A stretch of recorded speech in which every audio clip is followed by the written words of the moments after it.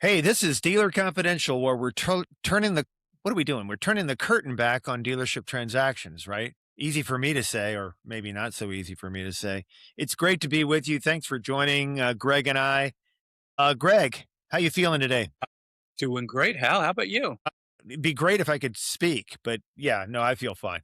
That Just a little bit tongue twisted. It's an interesting subject. It's got me all kind of worked up. This is AI. We're talking about AI as it pertains to dealership transactions. Artificial intelligence. Is that a good thing? A bad thing? Is it an increase in value? Is it an increase in risk? What is it?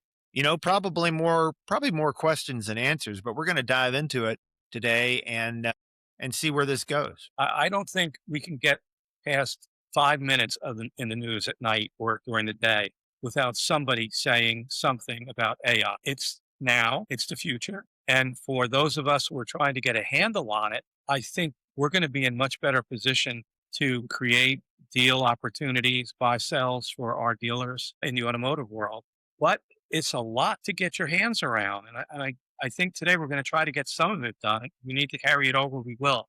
But there's a lot to talk about. The three things or five things, I'll just touch upon them briefly and then we'll go into detail. The Yeah. things that we're going to be talking about in a dealership area pertaining to AI are sales, inventory, fixed ops, F&I, and marketing.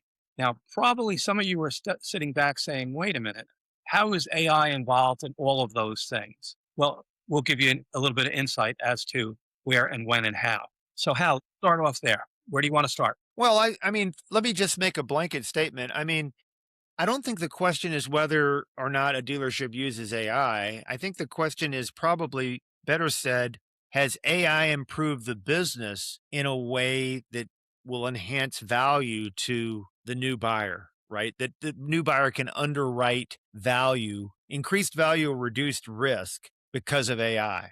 So the dealerships that are in front on this, and we'll talk about maybe what that means, I think stand to have a better chance of when the exit comes of them being able to realize more value because of their leveraging of AI.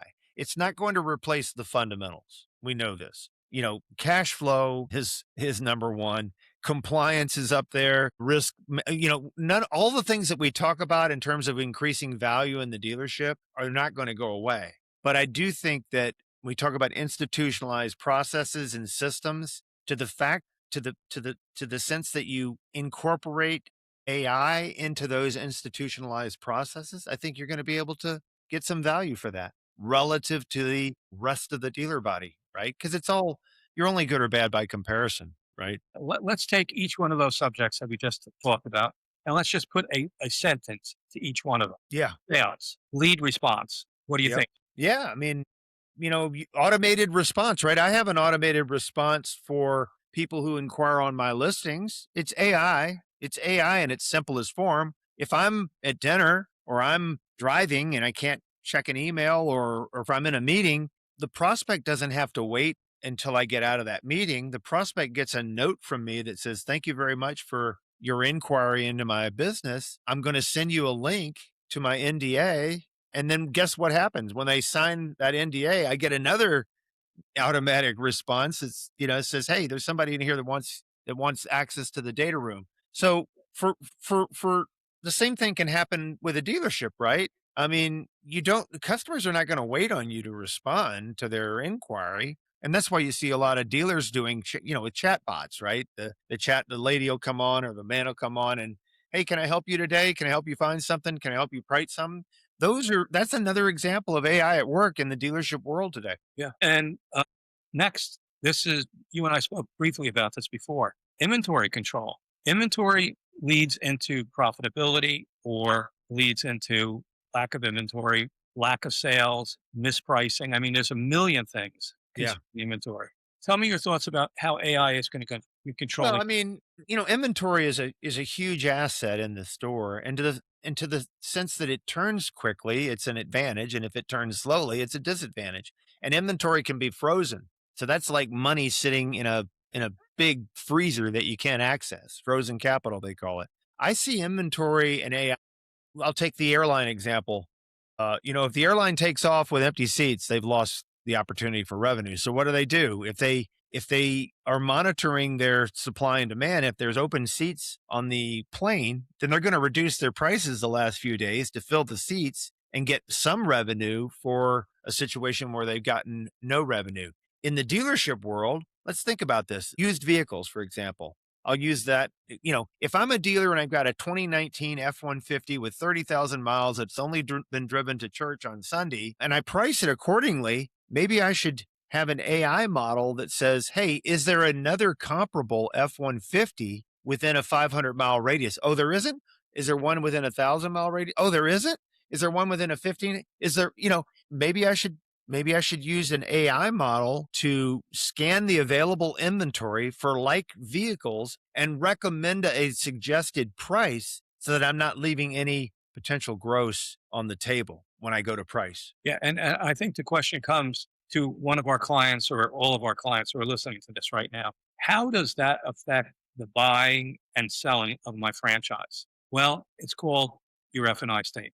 That's what it's called. And how you price these vehicles, how you sell these vehicles, the profitability of each of these vehicles depends on how strong or how light your F&I or P&L is going to be. And that's what's going to sell your franchise. And that's how we come up with the price for your franchise, or I come up with a price to offer for that for house franchise. So I think with these AI models, when we talk about inventory, it increases your opportunity for profitability. The greater profitability you have in your store reflects directly on your P&L or your F&I statement. As it reflects to that, it's a simple process. The more money you make, the more money we're able to get you. So all of a sudden, AI now is indiscreetly playing a role in the dealer's financial success. Yeah. Or That's exactly what I meant by you're not going to get away from the fundamentals, correct. but the AI can improve the fundamentals. That's a Right. perfect example. Last thing, not one of the next things, fixed ops. Fixed ops, as you know, is one of my favorite thing. I go over with the kids every semester. Fixed ops is an obsession for me. On the other hand, you're going to say to yourself, well, how is AI going to affect my fixed ops profitability? Well, one word, time. That's it. One word. It's going to affect you because using an AI profile of what, let's say, a brake job costs or how long it takes will once again increase or decrease the time it's required for that tech or that service manager or advisor to service that vehicle. If you're able to increase the profitability of that service appointment and reduce the time that it takes to create that profitability, that's going to directly reflect on your P&L or your financial statement. So that's where AI jumps in and says, wait a minute, you guys should be charging XYZ. It should be taking half the time you're allocating for it. You should have two jobs done at the same time that one job is done. So how about we change this, Mr. Dealer? So once again, it goes back to profitability. AI tells you what, where, and how to increase that. So that's fixed ops. The other thing with fixed ops and AI, and we talked about this a while ago, is that AI is able to generate and go into looking at thousands, if not more, of that same job around the country and around the world. And it's able to analyze how long that job takes, how much money the dealer should be charging, how much profitability there should be in all of that, because AI is using models generated by thousands of dealers around the country, maybe even the world. And it gives you back that information so that you can change your RO or change your pricing structure to be competitive. Well, you can actually ask AI to do a survey of your competition's pricing for, I don't know, routine maintenance or a brake job or whatever, right? So, in terms of your service pricing menu, why not leverage AI to do the research for you so you know how to better price and not leave any money on the table for service menu price? Absolutely. Absolutely. That's critical. Next thing, and we're not going to get through all this. We may have to do a part two on this. Next is F&I. Yeah. Well, menu consistency comes to mind. Compliance, right? We talk about compliance all the time, doing things the right way and making sure that we are in lockstep with the regulatory environment. Product presentation support with AI. We're selling a lot of let's just say services that you may or may not ever use, but the use of AI, you could have a series of AI produced videos that shows what happens when you don't have a extended warranty plan, for example? What's the what's the waterfall of costs that come into play in terms of selling the cost and benefit of the upfront warranty? Those are all kinds of things that you could do in the area of I F&I. think once again, we always get back to that profitability. But the other thing it gets back to is the fact of professionalism. Like you just said, maybe the AI can develop a series not only of videos, but handouts, trifolds, whatever you want to call it, that is given or set to the prospect or customer ahead of time so that they're able to make a logical and theoretically a good decision for themselves and their family. All of this goes back to profitability. All of this goes back to our personnel, how the personnel in that dealership is handling this new trend and that customer. Satisfied customers, we always talked about that. Satisfied customers leave great reviews. Great reviews give good CSI. Good CSI goes to bottom line. Bottom line goes to profitability. F&I, I should say your P. Therefore, your increased value of your dealership. It's continued, continued, continued. I keep talking about it. And I'm sorry, I'm getting blue in the face, just like your shirt. That is the most important thing. It's your profitability. What does that statement show and tell the prospective buyer of that store? Is it a well-run store? Is it a poorly run store? Are they capitalizing on everything? Can I, as a buyer, improve this store at all and make more money than it already is?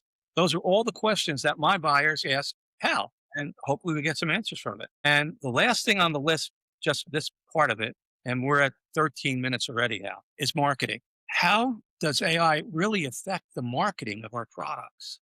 Well, I mean, you could leverage AI for lead generation, for buyer signals, buyer intents, buyer searches, buyer and customer segmentation. You can do studies on a household garage, and when people start having kids, they need bigger vehicles, so they move into bigger SUVs, for example, or minivans. You could think about the applications of AI. Maybe you ask AI, it used to be, well, what's your Google reviews? I would ask the dealers to go into ChatGPT or Claude or one of the others and say, how is my dealership viewed in the AI space?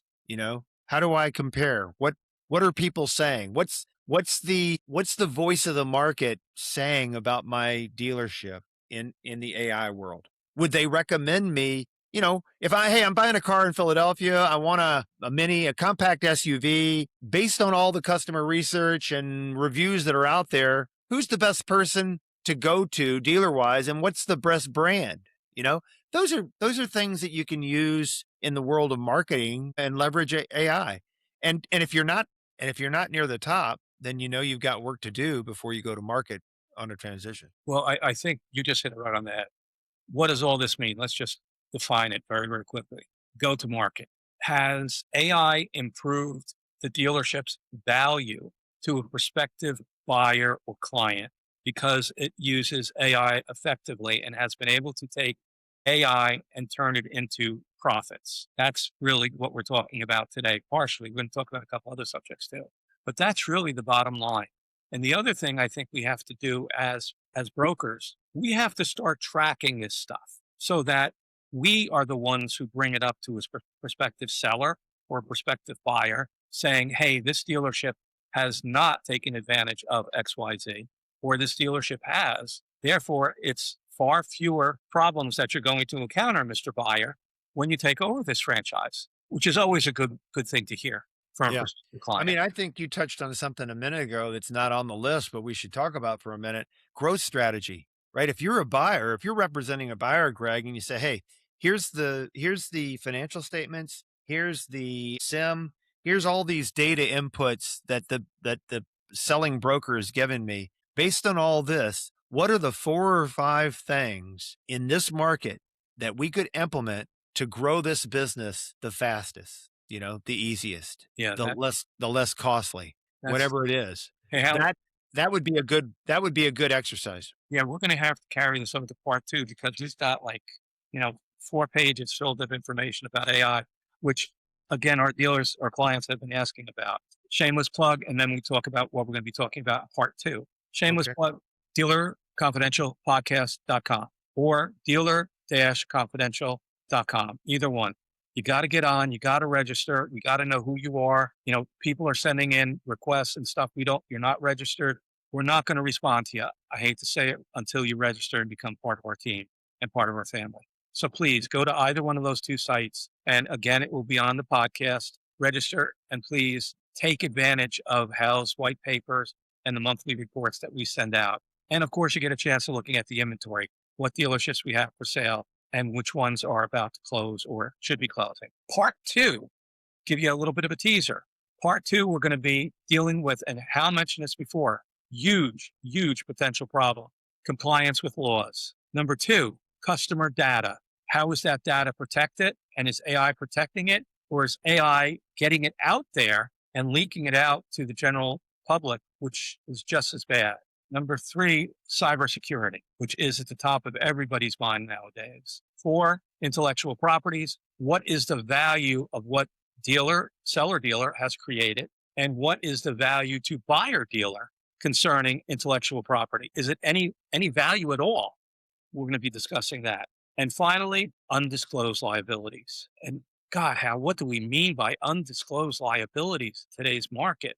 Wait a minute. You're buying property, you're buying franchise, you're buying tools, you're buying a million other things within that dealership structure. Is there a liability, and has AI created a liability potentially, either through misrepresentation, not understanding completely the way the dealer has it workings, or does the buying dealer just ignore all this? That's Yeah. the problem. Okay, Yeah. so that's part 2, and we'll be getting to that next week. God, this is an important subject. It really, really is. And I'd like to also sneak in, if we can, time permitting, is what sellers should prepare before going to market in the AI world. We talked about this, but not with an AI twist. So if we have time, I'd like to sneak that one in too, Greg. well, is that for next broadcast, or you want to do it Yeah. a little bit today? No, we try to put it in the next broadcast. If we not, we may have a part 3. This Yeah, we could probably talk about this for yeah. a lot. And, A lot of time. again, God, I'm going to say this, and this is a terrible statement. I apologize. A lot of our dealers selling dealers in particular, have gotten comfortable with their franchises and their stores. Comfort level is not the best thing right now when you're trying to sell your store. You want to be aggressive. You want to understand what the value is. You want to understand the liabilities. You want to understand the positives. So please, granted, you may be second generation, you may be third generation, but you got to get up on what's happening in the world today. And AI is happening in the world. It is not going away. Ask Elon Musk. It is not going away. It's going to become central. Elon's kind of busy these days. I don't know if you can ask him, but Yes, I understand. He may be going to Mars. he probably is already on Mars Yeah, after no that kidding. after that IPO.